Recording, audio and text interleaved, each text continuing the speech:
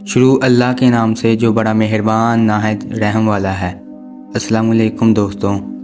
ناظرین، حضرت امام حسین علیہ السلام نے جس شیر کو پال رکھا تھا، جس کا نام ابوالحارث تھا، وہ کہاں سے آیا تھا اور بچپن سے آزاد کیا ہوا شیر کیسے 10 محرم کو امام حسین علیہ السلام کی شہادت کے بعد پہنچا اور اس کے بعد اس نے فوج یزید کے ساتھ کیا سلوک کیا۔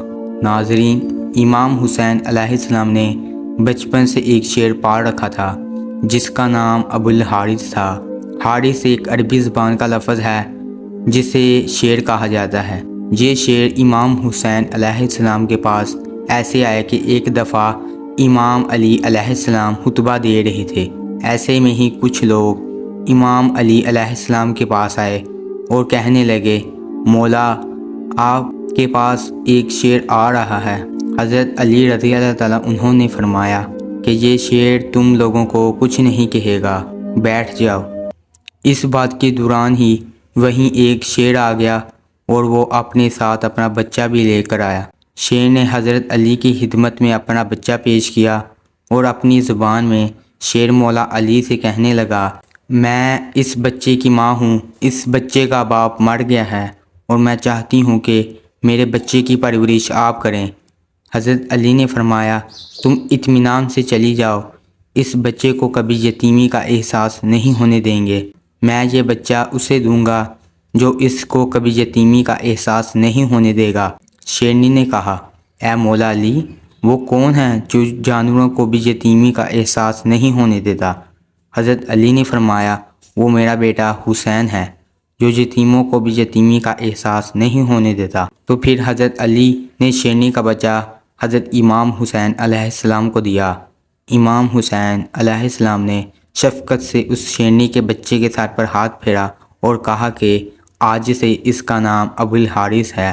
تب سے اس شیر کے بچے کا نام ابوالحارث ہو گیا۔ وہ چھوٹا شیر امام حسین علیہ السلام کے ساتھ رہتا اور حضرت امام حسین علیہ السلام کا بہت اچھا دوست بن گیا۔ جب وہ چھوٹا شیر بڑا ہو گیا تو ایک دن شہر کے لوگ مولا علی کے پاس آئے اور کہنے لگے، یا علی، ہمیں اب اس شیر سے ڈر لگتا ہے۔ اب یہ شیر بڑا ہو گیا ہے اور ہمیں اس بات کا خوف ہے کہ کہیں یہ ہمیں کوئی نقصان نہ پہنچا دے۔ حضرت علی جب گھر تشریف لائے اور امام حسین علیہ السلام سے کہنے لگے، بیٹا، یہ میں نہیں کہہ رہا، لیکن یہ عرب کے لوگ کہہ رہے ہیں کہ اب ابوالحارث جوان ہو گیا ہے۔ اب ان کو اس بات کا خدشہ ہے کہ یہ کہیں ان کو نقصان نہ پہنچا دے۔ بیٹا، ابوالحارث کو آزاد کر دو۔ یہ سننے کے بعد امام حسین علیہ السلام کی آنکھوں میں آنسو آ گئے، کیونکہ امام حسین علیہ السلام کو شیر سے بہت زیادہ محبت تھی، اور مسکرا کر بابا جان سے فرمانے لگے، جی بابا جان، جیسے آپ کا حکم۔ پھر امام حسین علیہ السلام نے فرمایا، مجھے ایک رات کی مہلت دے دیں، کل سے میں اس کو آزاد کر دوں گا۔ حضرت علی نے فرمایا، بیٹا حسین، آج کے دن کیا کرو گے؟ امام حسین علیہ السلام نے فرمایا، دیکھیے بابا جان، باہر شام ہو گئی ہے، یہ وقت کسی کو باہر چھوڑنے کا نہیں ہے۔ مولا علی علیہ السلام نے امام حسین کو سینے سے لگا لیا۔ تہجد کے وقت جب مولا ابوالحارث کو خوراک دینے گئے تو ابوالحارث نے کہا، مولا آج اتنی جلدی؟ مولا نے ابوالحارث کو ساری بات بتا دی۔ تو پھر ابوالحارث نے کہا، ٹھیک ہے، لیکن ایک شرط یہ ہے کہ ایک دفعہ ملاقات ضرور ہو۔ روایت کے اندر ہے کہ امام حسین علیہ السلام نے فرمایا، یہ تاریخ یاد رکھنا، 10 محرم 61 ہجری، میدان کربلا میں تجھے ایک آواز آئے گی، بس اسی آواز پر میدان کربلا میں چلے آنا، ملاقات ہو جائے گی۔ ابوالحارث نے کہا، آواز آپ دیں گے؟ تو پھر آپ نے فرمایا، نہیں۔ ابوالحارث نے کہا، آپ کے بھائی عباس آواز دیں گے؟ آپ نے فرمایا، نہیں۔ پھر حضرت امام حسین علیہ السلام روئے اور فرمانے لگے کہ میری 4 سالہ بیٹی سکینہ آواز دے گی یا اماں فیضہ آواز دے گی؟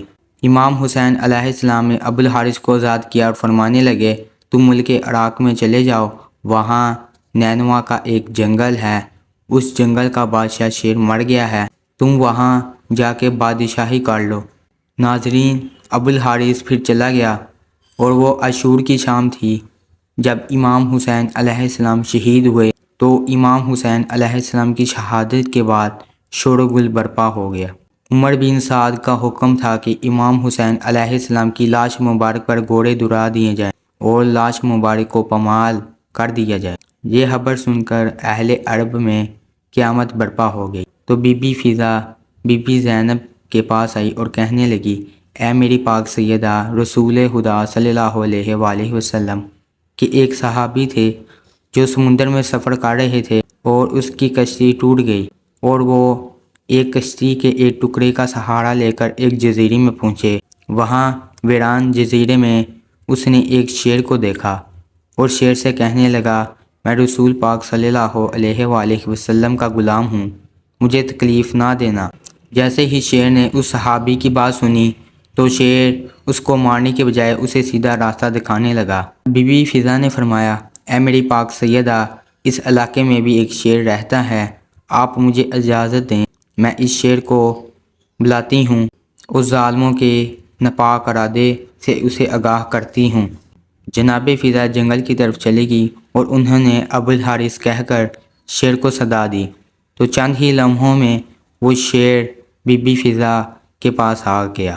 اے ابو الحارث، کیا تم جانتے ہو کہ یہ ظالم امام حسین علیہ السلام کے جسم مبارک کو پامال کرنا چاہتے ہیں اور جسم کو پامال کرنے کے بعد یہ لوگ گھوڑے اوپر سے دوڑانا چاہتے ہیں۔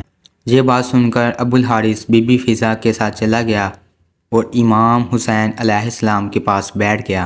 ناظرین، مقتل کی کتابوں میں ہے کہ وہ شیر امام حسین علیہ السلام کے خون مبارک سے اپنی پیشانی رنگی تھیں، یعنی کہ جب لوگ گھوڑوں پر سوار ہو کر امام حسین علیہ السلام کے جسم مبارک کو پامال کرنے کے لیے آئے اور دیکھا کہ ایک شیر وہاں موجود ہے، گھوڑے وہاں نہ ٹھہر سکے اور بے قابو ہو کر بھاگے۔ سواروں نے بھی پلٹ کر نہ دیکھا۔ جب یہ خبر عمر بن سعد کو ملی تو وہ کہنے لگا، اس کو کسی پر ظاہر نہ کرنا، یہ ایک فتنہ ہے۔ جب بی بی فضا نے شیر کے آنے کی خبر بی بی زینب سلام اللہ علیہ کو سنائی، کچھ لوگوں نے روایت کی ہے کہ بی بی فضا نے شیر یعنی کہ ابو الحارث کو امام حسین علیہ السلام کا لاشا ڈھونڈنے کے لیے بلوایا تھا، جو کہ جزیروں نے لاش مبارک پر گھوڑے دوڑا کر پامال کر دیا تھا اور وہ گھوڑے آواجا کے نام سے مشہور تھے۔ انہوں نے اپنی ٹانگوں سے امام حسین علیہ السلام کا جسم رونگ ڈالا تھا۔ امید ہے کہ آپ کو میدان کربلا کا یہ واقعہ سمجھ آ گیا ہوگا۔